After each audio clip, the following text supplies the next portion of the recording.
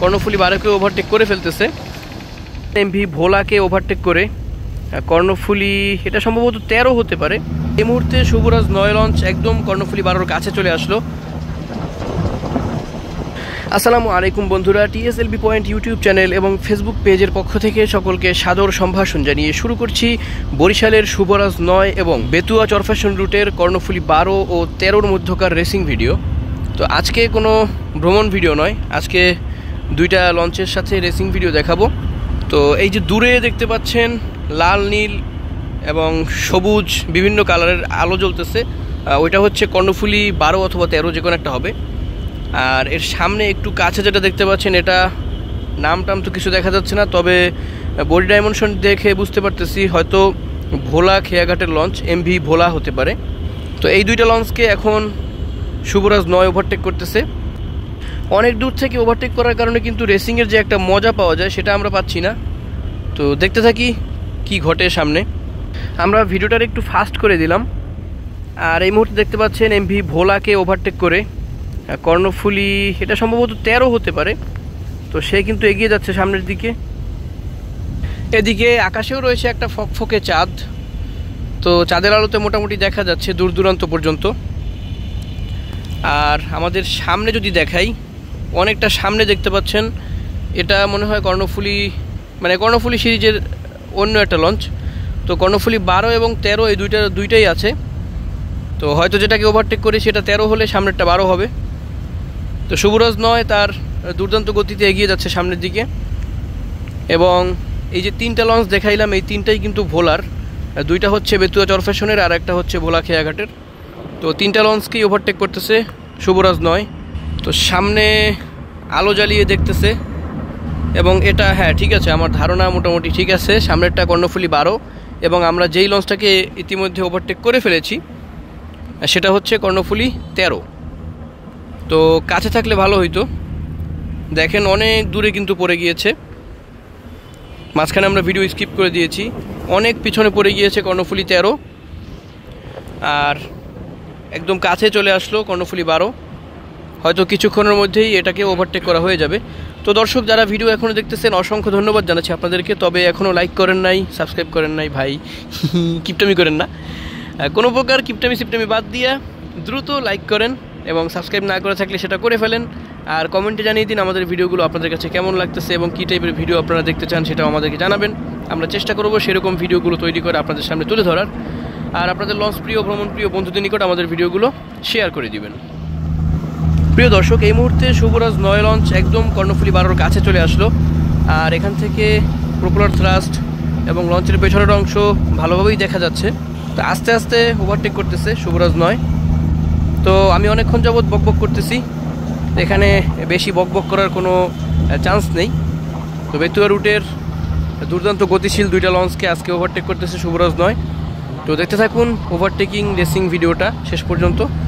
যতটুকু প্রয়োজন আমি মাঝে মাঝে বলবো, তবে এখন থেকে একটু চুপ থাকি।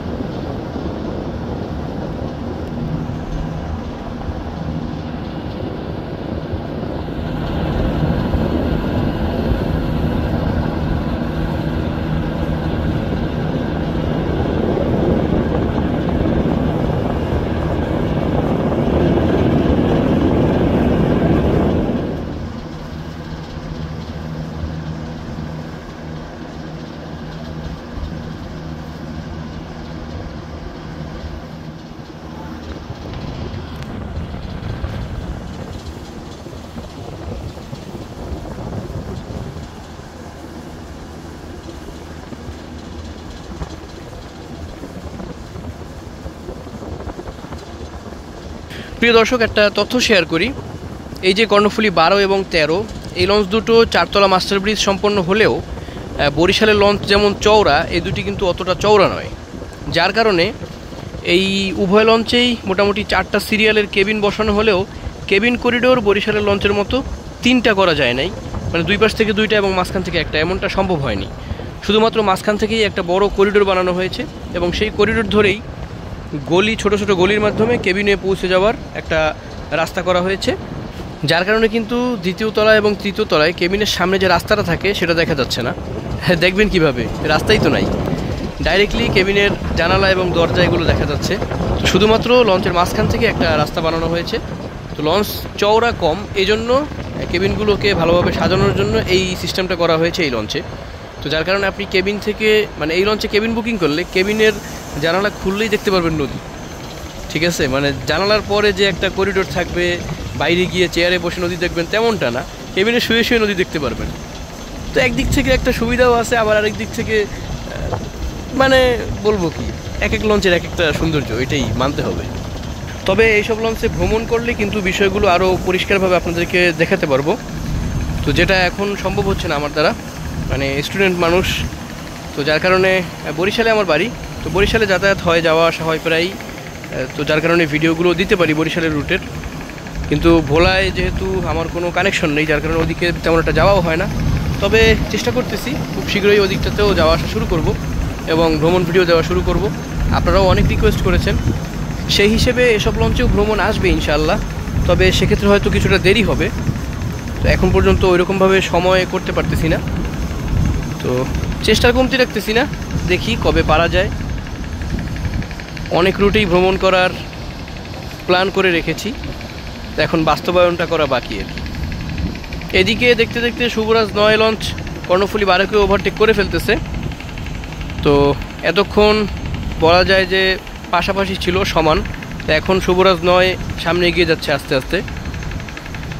তো বন্ধুরা, একবার বলে ফেলেছি, তাও আবার বলি, যারা এখনও ভিডিও দেখতেছেন অসংখ্য ধন্যবাদ জানাচ্ছি আপনাদেরকে।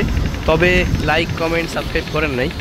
তো ভাই একটা কথা বলি, তো এই যে লাইক, কমেন্ট, সাবস্ক্রাইব, শেয়ার, এগুলো মূলত আপনাদের দায়িত্ব, কর্তব্য মনে করতে পারেন, মানে আমি মনে করি আর কি।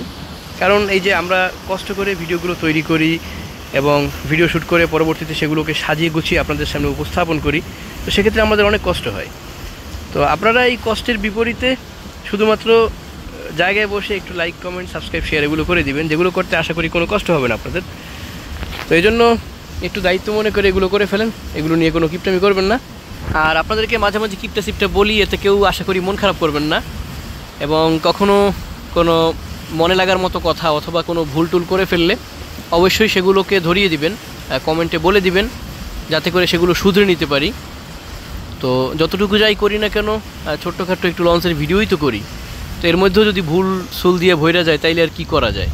সেজন্য আপনারাই আর কি গার্ডিয়ান হিসেবে আমাদেরকে ভুল শুধরানোর জন্য সব কিছু বলে দিবেন। তো ইতিমধ্যে শুভরাজ 9 লঞ্চ কিন্তু কর্ণফুলী 12 এবং 13 উভয় লঞ্চকে ওভারটেক করে সামনে এগিয়ে গেল। তো ভিডিও আর দীর্ঘ করছি না, আজকের ভিডিও এই পর্যন্তই থাকলো। সকলে সুস্থ থাকবেন, ভালো থাকবেন, আল্লাহ হাফেজ।